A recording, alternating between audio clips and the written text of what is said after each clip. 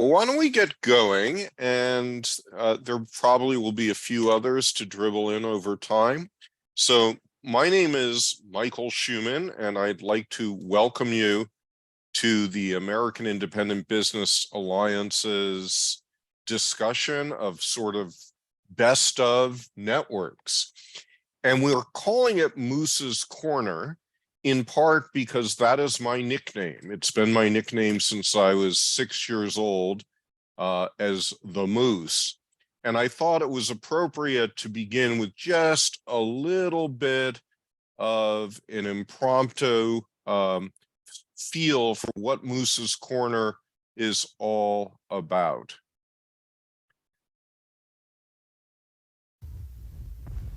And now, once again, here's Bullwinkle's Corner. Hello there, Culture Gang. Today's poem is Excelsior by Henry W. Longfellow. The shades of night were falling. All right, we don't need to go any further than that, but you get the idea here. It's a corner that's a little bit silly, but also a little bit instructive. And the mission of these gatherings, which we're going to do every month, is to spread and strengthen local business alliances. And every month we're going to highlight one business alliance. And it's really appropriate that we kick this off with the largest local business alliance in North America, with Local Arizona First, which has 3,000 businesses and 40 staff. But before I introduce our speaker of the day, just a second about format. Thomas is going to talk to us for about 20 minutes, and then we have 30 minutes for Q&A. And given our modest numbers, I'll just ask folks to unmute themselves and ask questions or maybe make statements, and we'll have a discussion. And the idea is really to understand the DNA of what is making this particular innovation successful. And a few minutes before the end of the hour, I'm going to wrap up the questions and then open it up for you folks popcorn style. If you have like just 20, 30 seconds of news or things about your work that you want to announce, we'll create a little bit of space for that. And then we will wrap it up until next month. So let me move to introducing today's speaker, Thomas Barr. Thomas is the Vice President of Business Development for Local Arizona First. He's an Arizona native. He is an Arizona State University graduate. He is on the Amoeba board. And among his many accomplishments, the Phoenix Magazine and the Phoenix Business Journal has honored him as one of the great under 40-year-old leaders in Phoenix. Sadly, he will not be that forever as he gets older. But Thomas, the next 20 minutes or so are yours. Amazing. Well, thank you so much, Michael. It's my pleasure and privilege to be here. And I thank all of you for providing the space for me. And I'm looking forward to having this conversation today. To kind of lay the groundwork, wanted to provide just a little bit of background about Local First and my time with the organization. So Local First Arizona has been an organization for 20 years. We're celebrating our 20th anniversary this year. And we are operating on about a $9.5 million budget with 52 full-time staff. We were launched by our founder and still CEO, Kimber Lanning. Kimber launched Local First Arizona in the rise of, for many, what was the rise of the local movement across our country in the early 2000s, based off of, this mentality of wanting to provide a level playing field for local businesses, like I know many of us continue to do today, and really just through combating that corporate dominance that we see across our country. Over time, Local First Arizona has really evolved into an organization that's working for a more resilient and inclusive economy throughout the state there are a variety of programs and resources that we provide to entrepreneurs, to communities, and to people throughout Arizona. So really just briefly, we have 5 core programs that we run at Local First. We operate as the Rural Development Council, providing resources and opportunities throughout our rural towns. We have our membership business coalition and technical assistance we provide to entrepreneurs, which is, I think, what most of you might be familiar with is having a membership program that businesses can join. We have technical assistance programs for diverse entrepreneurs through our We Rise, which is for Black entrepreneurs, and Fuerza Local program, which is for Latino Spanish speaking entrepreneurs. And then finally, we have a robust amount of food work that we do in providing resources to food producers, farms, and through commercial kitchens. And then last is our sustainability programming, where we provide education resources and opportunities for small businesses to learn how to grow and sustain themselves with a sustainable focus. So as you could imagine, that's a lot of work to do, requires a ton of funding, requires a ton of work at every level, from operations to HR, et cetera. But Michael asked me today to focus on maybe a couple of those programs rather than talking about the organization as a whole, to kind of dig in and hopefully provide some ideas and conversation that we could dig into after on potentially how all of you might think creatively about how to expand resources or programs within your own realms of work. And so the first that I wanted to bring up is Fuerza Local. So Kimber Lanning, our founder, launched Local First and was really running it on her own for the first 7, 8, almost into 9 years. As many of you are maybe familiar with, launching a nonprofit that on its own is its own task, and growing something that's never been done before in the local movement is really difficult too. And so by the time she was able to hire staff, we had grown to several thousand businesses. And I joined the team in 2013. So this is my 10th year with the organization. And at that time, we were solely focused on our membership program. We were working with thousands of businesses, had about 6 staff when I joined the team, and we're providing, networking opportunities, advertising opportunities, and marketing opportunities for businesses, educational resources, buy local campaigns, all of which we still do, but that was really our sole focus at the time as an organization. In 2013, we were able to launch Fuerza Local out of an observation and a necessity that Kimber observed in the need to provide resources and support to diverse entrepreneurs in our state. And the way I talk about it is that for a very long time, many of our organizations talked about buy local, and we still do. But if all we do is try to influence people to buy local and eat local and shop local, and the only people that can do it are wealthy, privileged people in the white community, then we're not doing anything to actually change the economy, right? And so Fuerza Local was born out of a unique thing to Arizona, which is a high level of predatory lending, which happens across our country.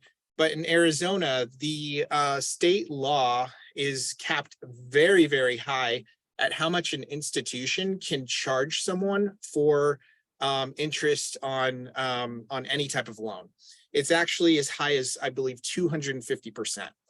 So what's happened is across South Phoenix and other areas of Arizona that are prominently Latino and Black communities, is these payday lenders and check cashing facilities have just completely preyed upon them, to a point where many of the businesses that operate in the Latino community rely on those check cashing facilities to operate their businesses.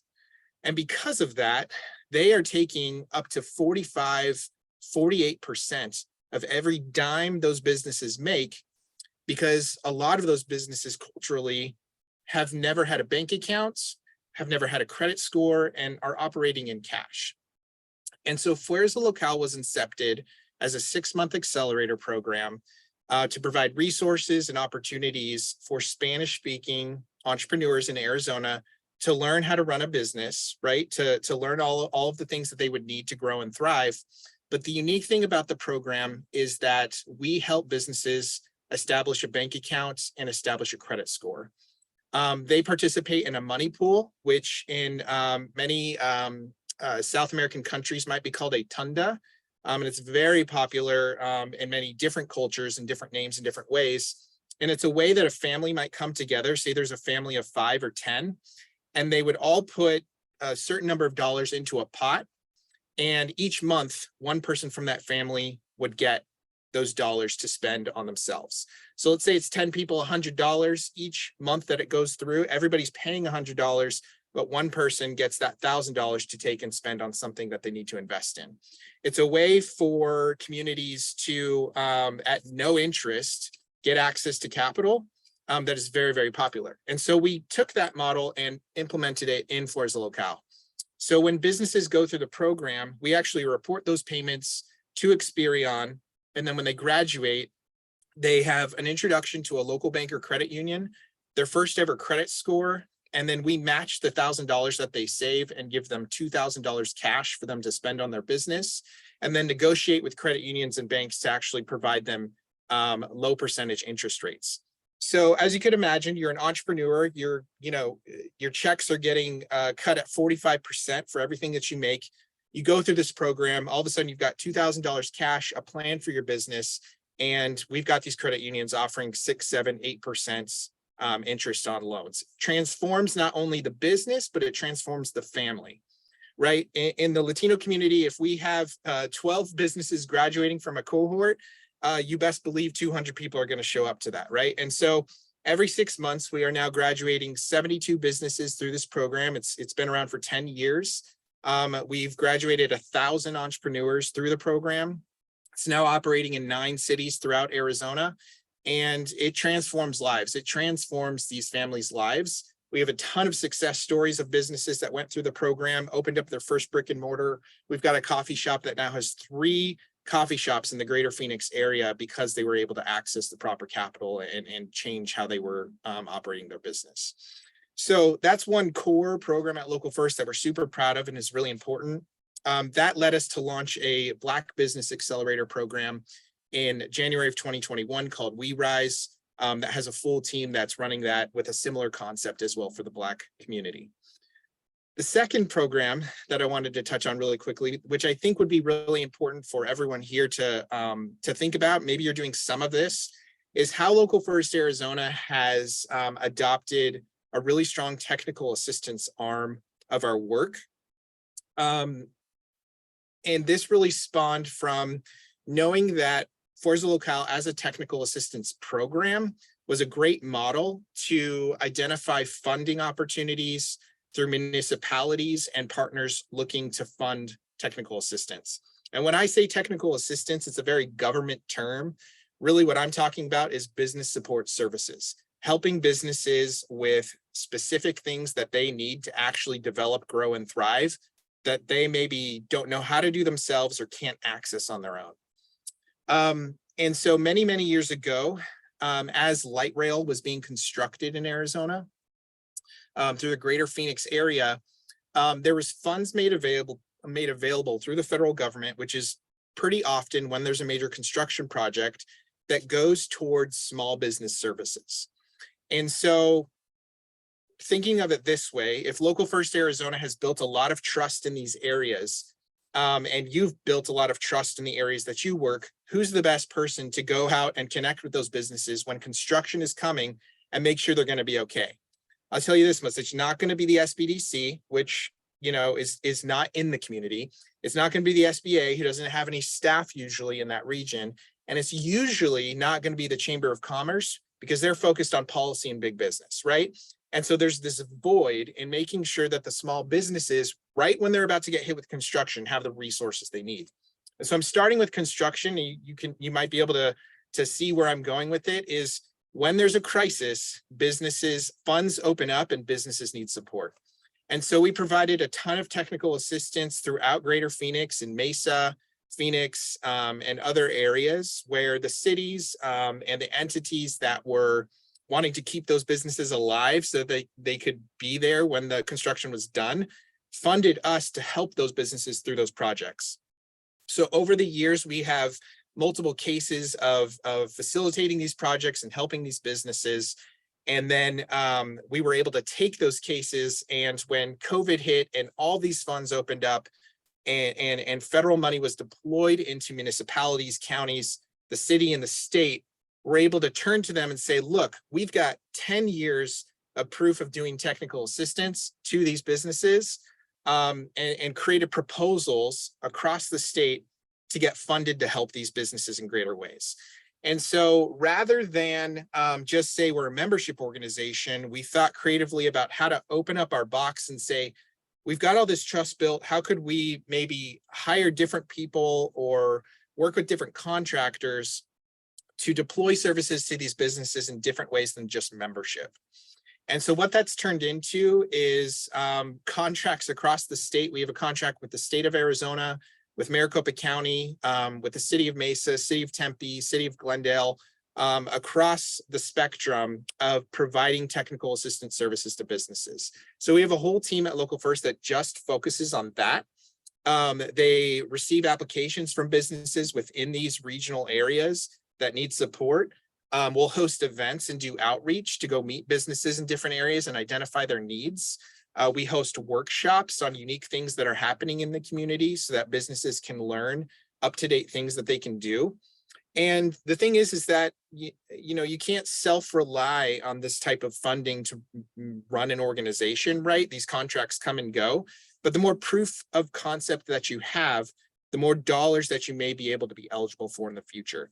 And so it's about building stories, right? It's not just about the numbers, how many businesses can you help, but building stories behind how you're transforming these businesses and how it's critical that the government invest in small business support services so that these businesses don't go away, right? In Arizona, we're a huge small business state, like I know many of you are. 96% of all firms in Arizona are considered small. And so if the government is not investing in a true way into them, then they're all going to go away. We're going to lose a ton of jobs, right? And so it's about proving proof of concept, getting in there and building relationships, not necessarily just with council members, but with staff in all of these areas, so that you can show them the proof of the work that you're doing and then go after more dollars and more contracts and more opportunities in the future. And so right now, our technical assistance funding at Local First is a decent slice of our pie. I don't have a number off the top of my head, but for example, we were able to write a proposal to Maricopa County that was for about $1 million over 1 year to provide technical assistance services throughout the county to all the businesses. Now that money helped fund different programs within Local First that were programs. So for example, we have a restaurant boot camp as a technical assistance program. It's 6 weeks. If you want to launch a food truck, a catering business, you can enroll. It's $250. Through that funding we were able to get from the county, businesses could enroll in that at a discounted rate, right? So it makes it even more equitable and achievable by these companies. So I'll kind of stop there, Michael. I could keep going, but I think that's kind of like a good preview of 2 different programs that we run, and hopefully it sparks some ideas for everybody. Great. Thank you, Tom. Those are both very exciting programs. So for those of you who have come a little late, I'll just say that we're now going to do about a half hour of discussion and Q&A.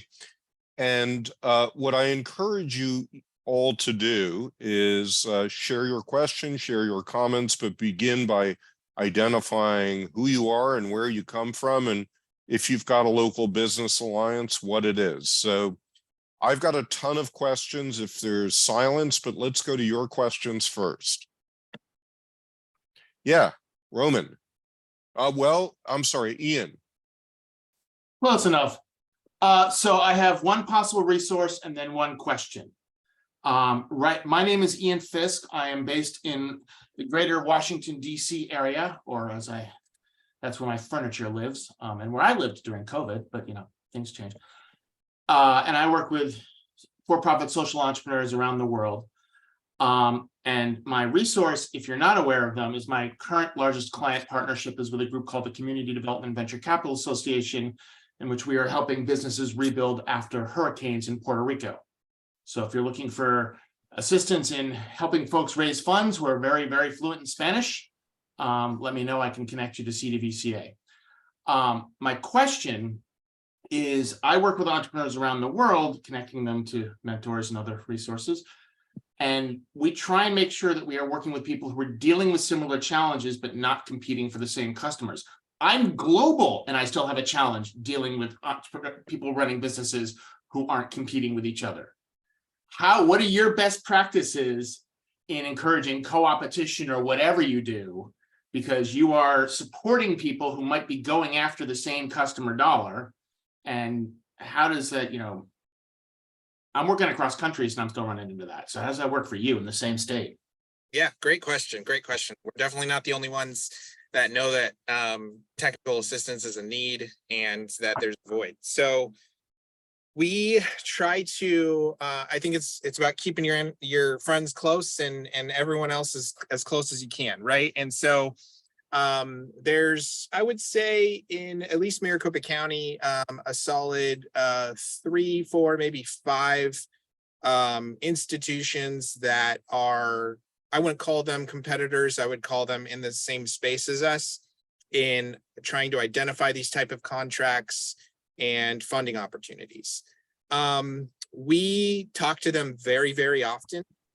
We try to stay privy to what differentiates us. We try to make sure that we're in constant communication about what we're seeing and what they're seeing in the community, so that we're building allies and we're not building true competitors in the space, right? I mean, it may come down to we're all competing for the same contract, and then that entity decides to split it up a little bit and give some here and give some there and give some to us. That's happened several times. But what we've tried to do is nurture relationships with all of them in a way that's meaningful, so that we can have the relationship and aren't viewed as a true competitor in that space. Now that's hard to do at a global scale, I can only imagine. And what I'd focus on if I were you would be differentiation. Actually, can I reframe it a little bit? So that's a valid and relevant piece. I was actually talking about the companies you're helping. Oh, so you've got 2 bakeries. Got it. 4 blocks from each other. You're providing resources. Sure. And you're bringing in folks, and you're, so you've got, in my case, I've got somebody in the industry providing mentoring to somebody in the industry, because they know what the next stage is. They sure shoot for, the challenges you haven't yet dealt with. But I have to make sure that they're not competing for the same customers. I'm going to assume in the technical assistance you're providing, you're engaging folks who have the relevant experience, who are also running companies, because that's almost every operation I've ever seen. So how do you deal with the fact that if you're local, there are bound to be some competitors? Yeah, I think we start with there's plenty of money to go around, and your competition is not the independent bakery down the street, it's actually Dunkin' Donuts. So you all should actually be talking and collaborating together to see how you might leverage your marketing together. Maybe there's opportunities to put your funds together to actually market each other as local brands rather than going at it alone. So we do a lot of training in what we call leveraging your localness. How do you collaborate better with other businesses rather than being competitors to them? Pull your marketing resources together. We've had businesses that are right next to each other, hire artists to build really cool graphics of their buildings, and then they go and they invest that graphic into an advertisement to drive people to the plaza, right? And so we go in from, there's plenty of other competitors out there. Y'all don't need to be focused on each other. So. All right, next question or comment.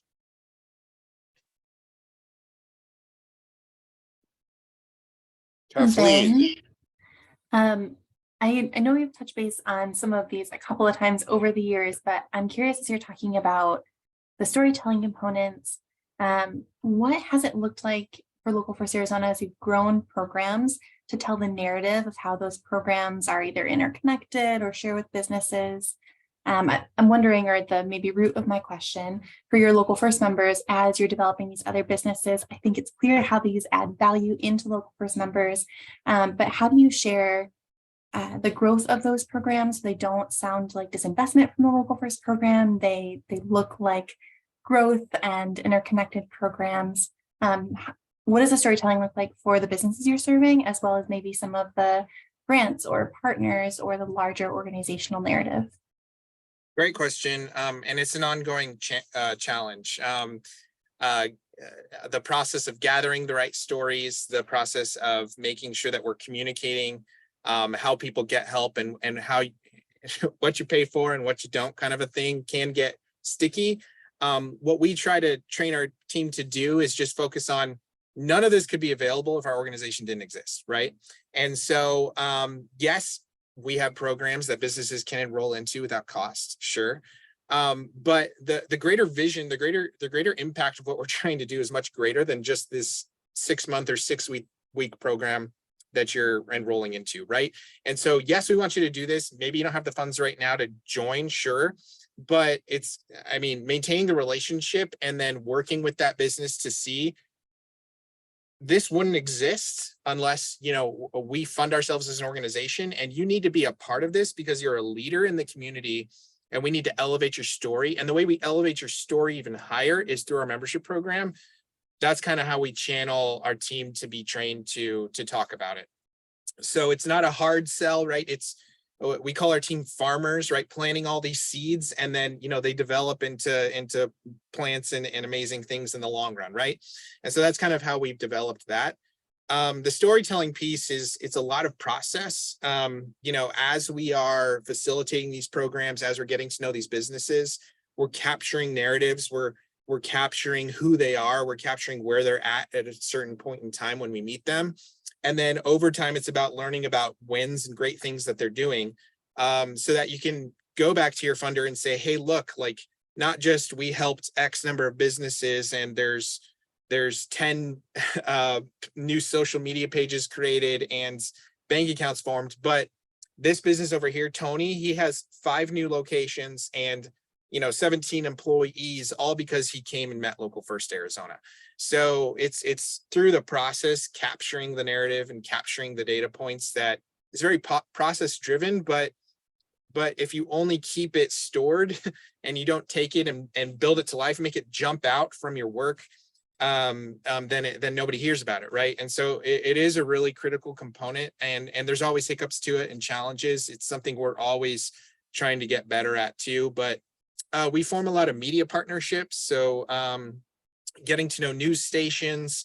There's an anchor on 3 TV who will just text me, hey, what you got? And it's just like, I've got to come up with something. So as long as we've got a process, a place I can go to find stories, then we can feed them out. So we get a ton of businesses on the news. They talk about their experience with Local First, and that all goes back to, your own business development to drive attention to your organization. So a lot of work and a lot of hiccups, but that's kind of our approach. Yeah. I'm going to squeeze in a question here from a lot of the interviews that I did with founder Kimber Lanning in 2015. And I wrote a book called The Local Economy Solution, and there's a section in there about Local First Arizona. And I was trying to tease out what were some of the critical factors that led to the growth and success. And one of them, I think, is just the choice that you decided to be a statewide organization. And I'd love to get your reflections on A, how important scale is to the success of the organization, and B, how replicable you think larger scale is for other organizations that are on this call. Yeah, it's a question that's come up a lot in my time being involved in Amoeba and all this work. I think my honest answer is it really depends. If you look at the size of Arizona and we put that over where many I know of you are on the East Coast, we would take over like 9 states, right? Just in regional depth. It's just a different place. The West is a different place, right? And so I think Kimber saw an opportunity to provide unique resources in rural Arizona in a capacity that could also fund the organization through a different arm of the work. Because what she was seeing was both a need and an opportunity to fund it at the same time. And that's when she saw that the Arizona Rural Development Council was looking to be acquired and took the opportunity to have Local First Arizona do that. And because we were able to do that, we were able then to stand upon, the strength of being the Arizona Rural Development Council and be a statewide organization. Now, I'll say 10 years into this, being a statewide organization is incredibly difficult, especially in a state that is as large as we are. The travel, the trust, all of that is completely different in rural, and takes the mindset of people that understand rural to build those relationships and nurture them and show that you can do a lot of work. And so if you're working in a big city and you just come out to the rural towns and say, hey, we want to help, they're going to show you the door real quick. So it's difficult, and it's something we continue to struggle with. Our second largest city in Arizona is Tucson, 2 hours south of Phoenix. And we've got a team of 4 down there providing resources.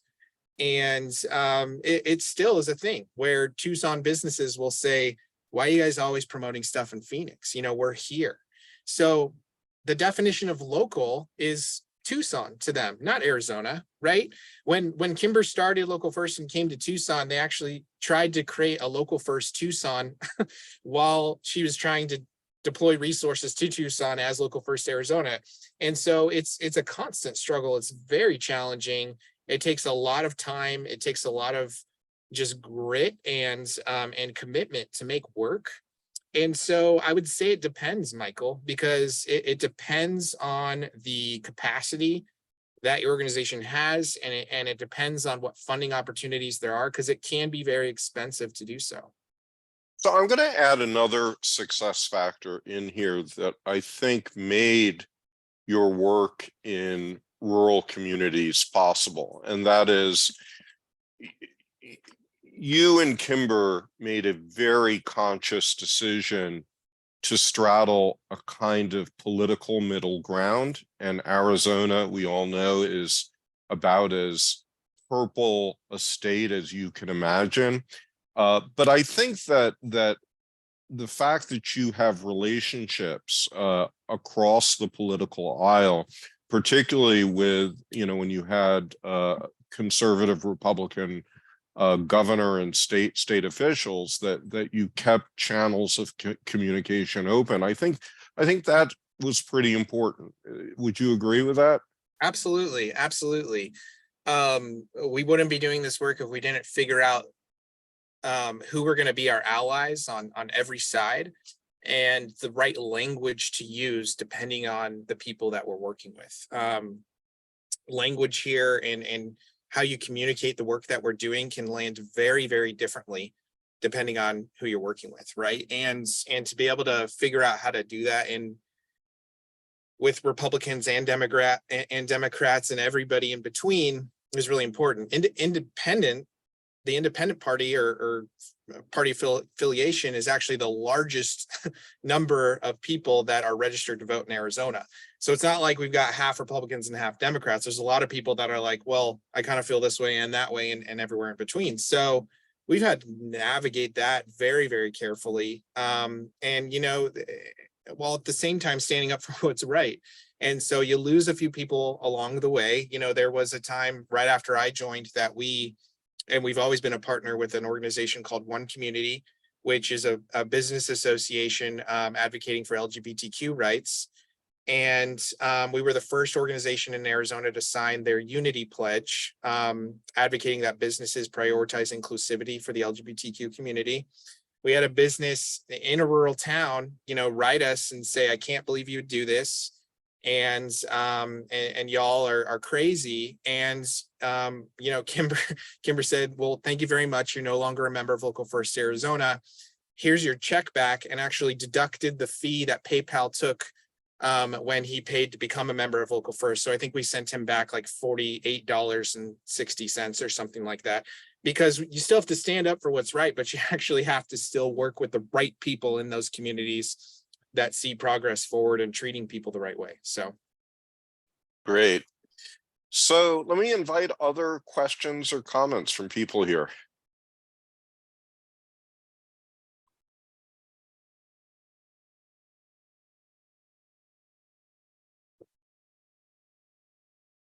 Yes, Marie. You are muted, however.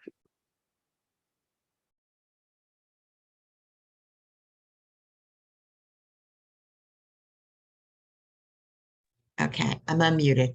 Okay, I'll make it quick. All right. Well, I just wanted to make a comment because I've talked with Jen about Georgia and about, creating an organization here, which is a work in progress for me, at least it's going to be for a while. And where is here? I live in Kennesaw, Georgia, which is on the northern end of Atlanta Metro. But I'm many years of business experience and working with small businesses in a consulting basis. And I've lived in many parts of the country, including Arizona for a while. So what I want to say is that these meetings are so incredibly useful and valuable in so many different ways, and that the input is, I'm making notes like crazy over here, trying to keep paying attention and doing notes that will be helpful in me getting my story together as I go out and find the people that are going to help make this happen. So that's where I'm at that process right now. But yeah, they're very valuable, and I do hope that I want you to know that how valuable it is to someone with lots of experience in business, but coming into this with, where do I land and what do I need to land on very solid ground. So thank you for that.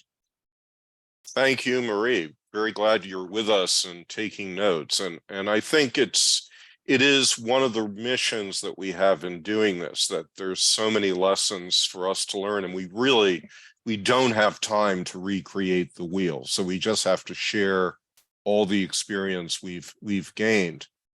Let me ask another question, Thomas, about your TA services. You clearly have developed a really successful package. And I'm particularly interested in these 6-week, 6-month kinds of workshops, intensive education programs. Let me ask, do you have this written down in one place, what's in these programs, so that others can maybe study them and look at them? Or B, do you actually have a service where you help bring other networks up to speed so that they can carry this out? We don't have a service to that. To answer your latter question, we don't have a service to do that. Always happy to share ideas and resources and anything. Kathleen and I have had many a conversation. So always available to share. We don't have a service for that, but it's not all in one place. But I'm happy to kind of compile something that would help guide to describe what each thing is and lead to digging into more information, if that would be helpful. There's about 6 separate programmatic technical assistance programs that people can enroll into, and so I'm happy to provide that as a follow-up. Yeah, note to file, Jen. We should, as we're assembling resources in one place based on these webinars and for people to listen to them, if we can create a little bit of a resource library that people can click into and download, that would be terrific. So let me ask, Lori Hamill. Nice to see you, Lori. Yeah. Also known as the giraffe. Yeah, I got cut in a major traffic jam because there's a whole herd of giraffes on my way to work. I tried to maneuver, but they wouldn't move. But I'm sorry I missed your presentation at the beginning. So if I'm asking a question that you've already answered, let me know and I'll come up with 4 others. But one question is, what would do you think was the biggest reason or reasons for your success you've had at Local First Arizona? And my second question would be, could you share a couple of lessons you've learned from mistakes you made so that maybe we might not make the same ones? Going deep, Lori, going deep. Nothing but deep.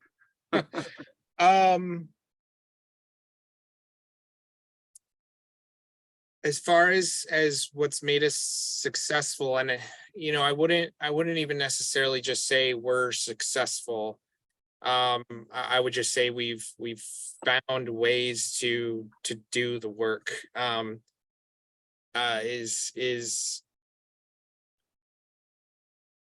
Yeah, I would accept that. I'd accept that. Yeah. How did you enable yourself to be able to, rather than use that word successful, accomplish? You've done a lot of things that have been accomplished, and what was some of the things that made it work for you? I'm so curious.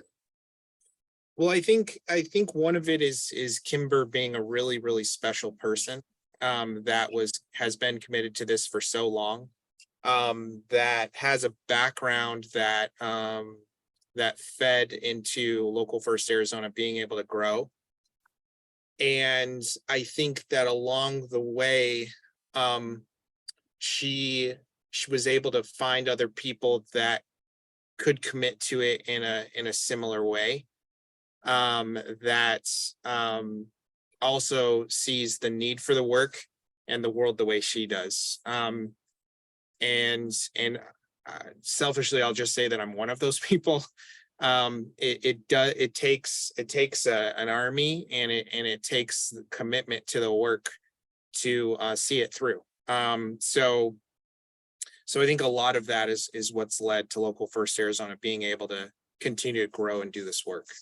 And I don't want to say that in a selfish way. I really do think that that's what a lot of it is. It's commitment, and it's hard work, and you don't reach an endpoint, right? You don't reach a point where it's just like, we did it. Like it's constant, and you have to be committed to it. I think that's part of it. Mistakes along the way.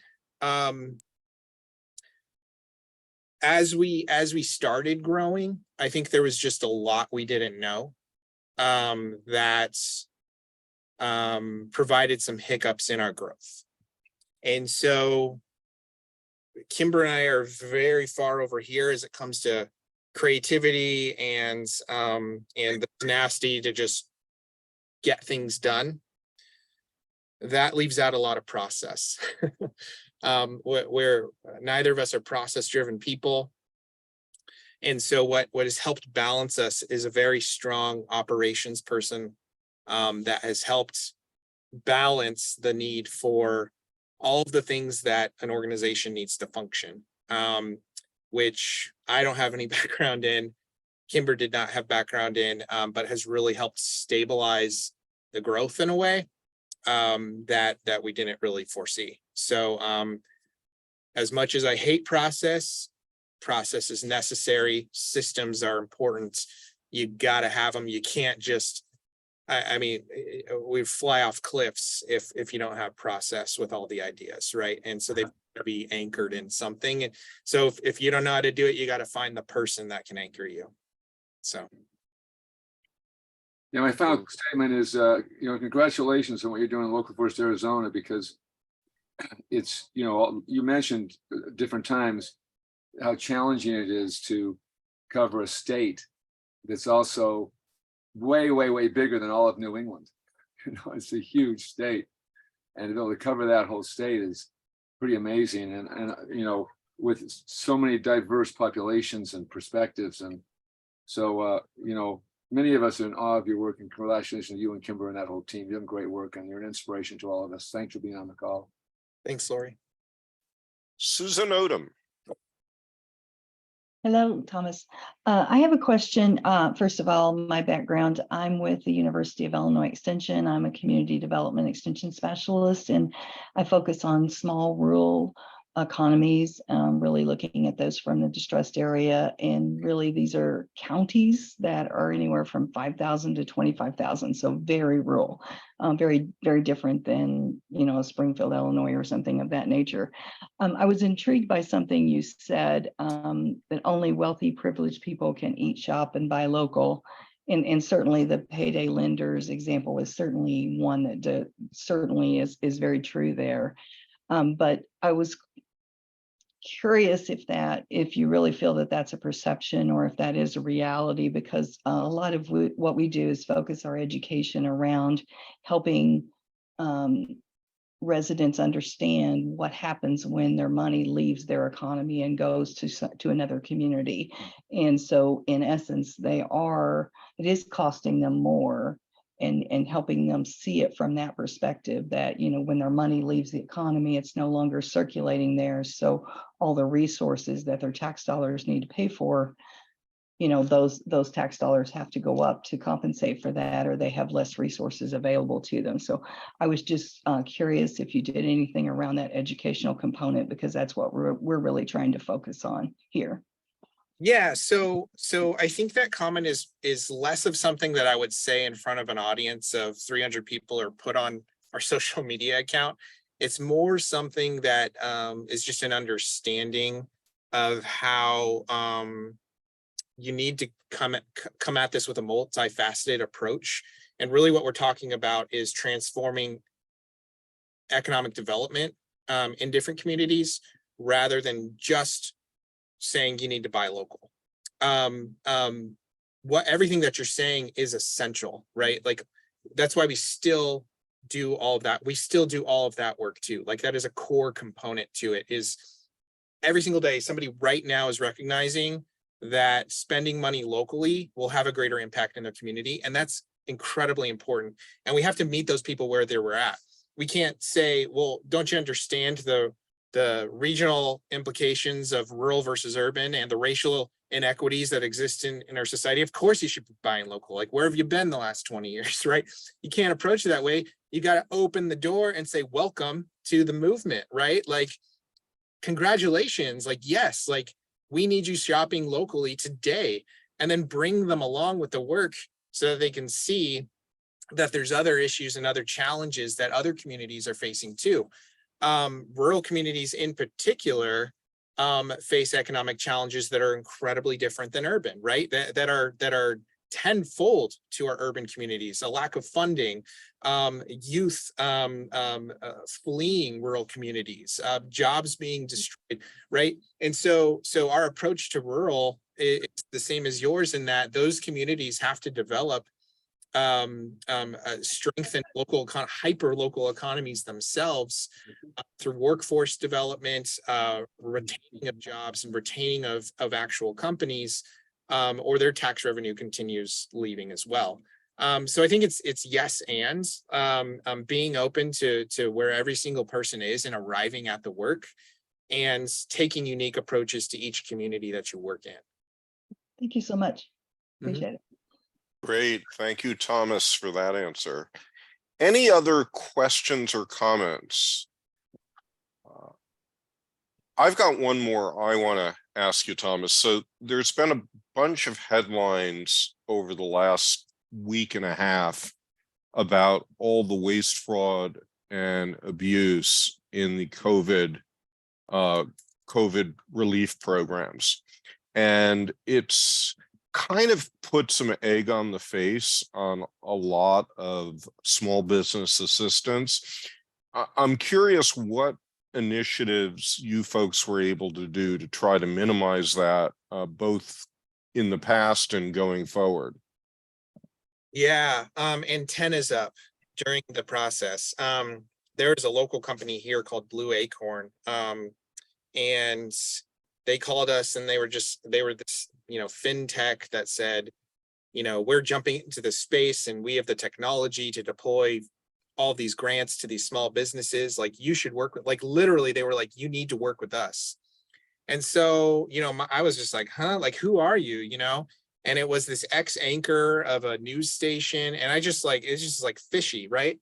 So I just started calling up our credit unions and I was just like, do you know these people? Like, so nobody knew them. Turns out they ended up getting funding. And they fled to Puerto Rico. They were just in the news for a huge fraud, COVID fraud of getting in there, convincing someone that they were set up to deploy these services. And, you could smell it from a mile away. So I think through the process, we recognized there were just some bad people out there. And we told all of our business, like, don't go there. Like, let us help you get introduced to somebody trustworthy. And so it was really the antennas that we had up through the process of all of this going out. And we're continuing to see the results, just like you're saying, of those that were ill-intended through the process. And now it's all coming out. So I guess the message from that is that personal relationships matter, which is why local is so important. You have the ability to ground truth these various actors in a way that the federal programs, often operating off of computerized credit scores, do not. So it's a real advantage. Yeah, that's why we run our Move Your Money campaign. We had businesses that were banking with Bank of America for 17 years saying, I can't get somebody to call me back. And so we got them out of line and introduced them to a local bank. And they got their PPP loan. And so it's the core of what we're all doing. Mm-hmm. Great. All right, well, we have just a few minutes remaining, and the way that I hope we can wrap this up is to invite all of you who are gathered here to take, 20 to 30 seconds to share an announcement, events, something you're very proud of that your community has done, some issue that hasn't come up. So the floor is all of yours. Please take it.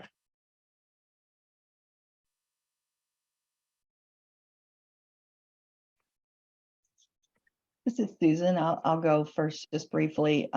In addition to our education on with adult audiences, we've also started educating our youth on the importance of supporting local businesses and appreciating them and buying local. So we've been doing some efforts even as low as like 4th grade students with that effort. Excellent. My wife is from Carlisle, Illinois, so I'm strongly supportive of your work. Okay. Lori, what's going on in New England? Well, tomorrow is our 33rd annual conference. And it's going to be a summit of solar leaders that we formed in this organization called Mass Go Solar, Mass meaning Massachusetts. And we've been doing this now over 2 years. Our second conference is a summit on trying to solarize every spot we can in the whole state, so that because solar energy is the best form of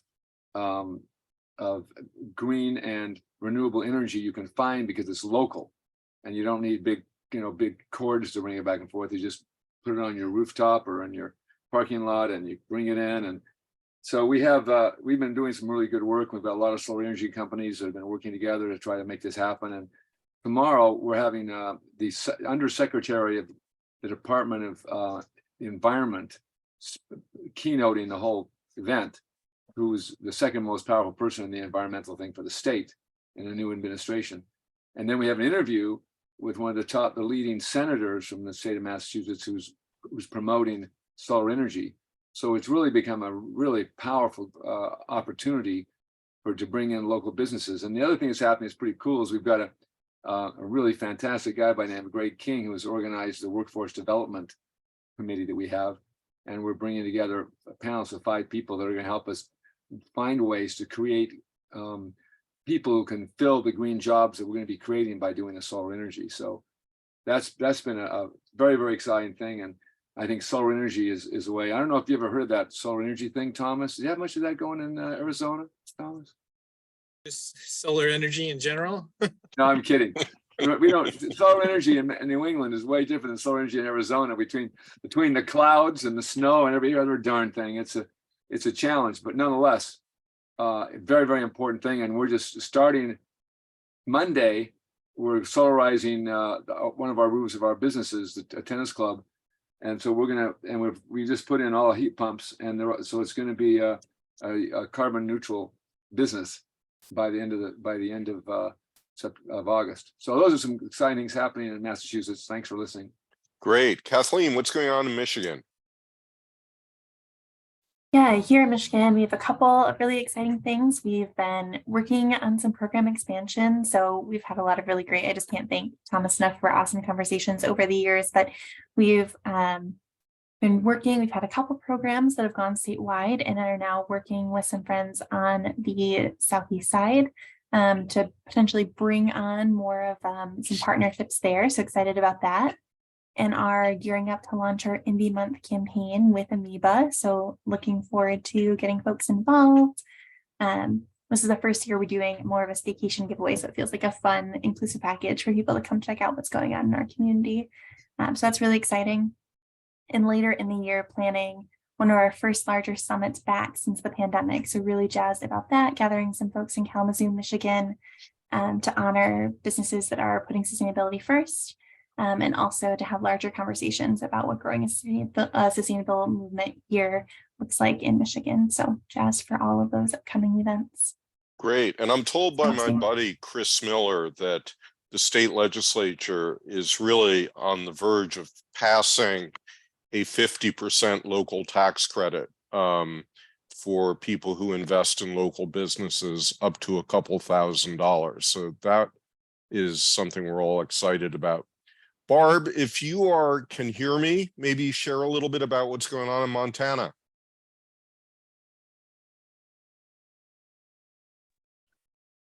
There she is. Hey, Barb. Hello. Well, as usual, we're busy and the summer's hit us, and we're doing a lot of work with trying to promote our by native, by local programs that we have here working with our tribal communities. We're also anxiously waiting for your return visit to come see us. So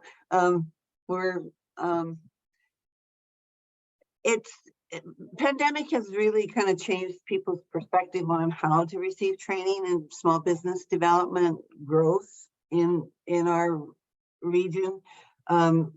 There's still a lot of reluctancy in holding larger group training sessions and stuff. So we've had to kind of whittle down to, offering both, what do they call it? Hybrid training, where, some of the people come in and some of the people are connected via video. So, and we've been traveling to,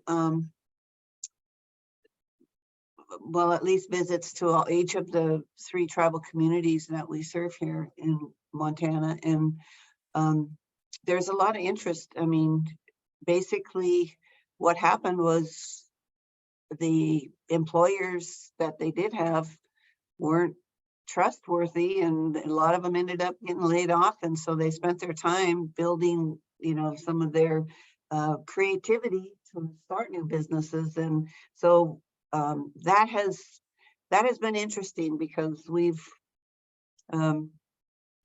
just from home improvement projects that people wanted to do during the pandemic. And we've got a couple of guys that are well versed in installing flooring and carpeting and different types of things, doing house painting. And those are the small types of businesses that we're working with, because we don't have very many storefronts.